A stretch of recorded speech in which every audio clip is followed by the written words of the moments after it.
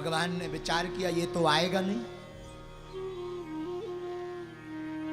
भगवान साधु बनकर पहुंचे सुदामा के घर। सुदामा थे नहीं, सुदामा की पत्नी सुशीला थी। सच बोलूं, आजकल मित्रता सिर्फ और सिर्फ शारीरिक भोग या कोई कामना सिद्ध पूर्ति के लिए की जाती। मैं प्रार्थना करूं, मित्र वो नहीं जो भोग के लिए, वासना की पूर्ति के लिए या कोई कार्य सफलता के लिए मित्रता रखता है। मित्र वही है जो एक दूसरे के सुख और दुख में जीवन जीने का संकल्प लेता है। मित्र वही है। लेकिन आजकल मित्र है ही नहीं, फ्रेंड हैं। फ्रेंड और फ्रेंड होते नहीं ट्रेंड, तो इनका जल्दी होता है एंड। फ्रेंड होते नहीं ट्रेंड मित्रता में, इसलिए इनका जल्दी होता है दी एंड। हाँ, लेकिन मित्रता सीखनी तो सुदामा का पावन चरित्र सुनिए। अद्भुत चरित्र है सुदामा का, अद्भुत समर्पण है सुदामा का भगवान के प्रति। तो भगवान आए साधु बनकर, देवी भिक्षाम देही। सुशीला कहती महाराज कुछ नहीं हम पर, क्या दूं, खुद खाने को नहीं है, आपको क्या दूं, क्या अर्पित करूं आपको। साधु रूप में भगवान कहते देवी कुछ नहीं तो जल पिला सकती, जल पिलाओ। सुशीला कहती हाँ, पर सुशीला हिचकिचाई, गई तो पर हिचकिचाई, फिर लौट आई। तो साधु बने भगवान बोले जल नहीं दे सकती। सुशीला कहती महाराज जल है पर बर्तन नहीं, दूं तो दूं किसमें, पिलाऊं किसमें। भगवान बोले घड़ा लाओ। तो सुशीला बेचारी वो घड़ा लेकर के गई और रोने लगी कि मैं संसार की कितनी अभागी गृहिणी हूं कि कोई साधु पुरुष घर पर आया हो, मैं अतिथि देवो भवा की भांति स्वागत न कर पाई। मैं तो कन्हैया से प्रार्थना करूं कि हे माधव, जितनी कथा सुन रहे इनके जीवन में हमेशा गोविंद का प्रभाव रहे, कभी वस्तुओं का अभाव न रहे।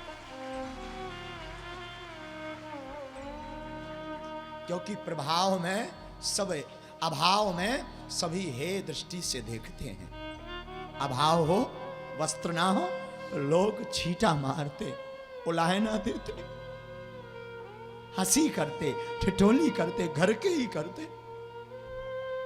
देखो उसका बेटा कैसा घूम रहा, बेटी कैसी घूम रही। अब उस माँ बाप पर क्या गुजरती जिसके बेटा होती या बेटी होती, वो करे का प्राण तो ध्यान न दे।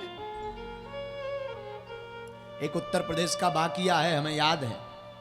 व्यक्ति के ऊपर कर्जा हो गया तो वो किडनी बेचने को तैयार हो गया। करे भी इंसान तो करे क्या।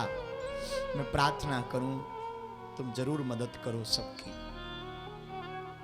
दूसरी प्रार्थना करूं बुरा ना लगे तो, संसार में आपका कोई साथ दे या ना दे इस भरोसे मत जीना साहब। इस भरोसे जीना कि जब कोई साथ नहीं तब माधव साथ है। माधव के भरोसे रहना। और दूसरी बात, हम अपनी व्यासपीठ की बात बोले तो कभी तुम्हें कोई संसार में साथ दे या ना दे तो तुम्हारे लिए बागेश्वर धाम का द्वार खुला है, चले आना, चाहे जब चले आना। जब संसार साथ ना दे तो बालाजी का दरबार पकड़ लेना। मेरा परमात्मा, मेरा हनुमान इतना कृपालु है, वो तुम पे कृपा करेगा, तुम्हारी बाहें पकड़ के छोड़ेगा नहीं, छोड़ेगा नहीं। साधु सुशीला कहती महाराज कैसे दूं, घड़ा भर पानी वाला घड़ा उठा के लाई, पर वो देहरी पर आते आते फूट गया। अब रो पड़ी सुशीला, भीतर फबक फबक करके रो पड़ी। भोजन नहीं दे पाई, जल भी ना पिला पाई। कितनी अभागनी हूं मैं, बच्चों को भी ना भोजन करा पाई, साधुओं को भी भोजन ना करा पाई। मैं कितनी अभागी गृहिणी हूं।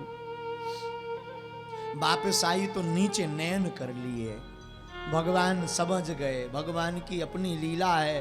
भगवान बोले देवी तुम परेशान मत हो, अगर तुम कुछ दे नहीं सकती तो वचन दे सकती हो। हाँ हाँ जी महाराज, मैं वचन दे दूंगी। तुम्हारे पति के मित्र हैं द्वारकाधीश, तुम 2-4 बार उनसे कहना कि वो उनसे एक बार मिल आए, ये वचन दो।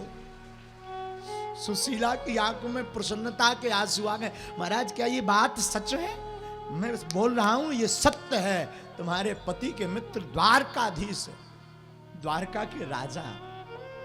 सुशीला गदगद हो गई।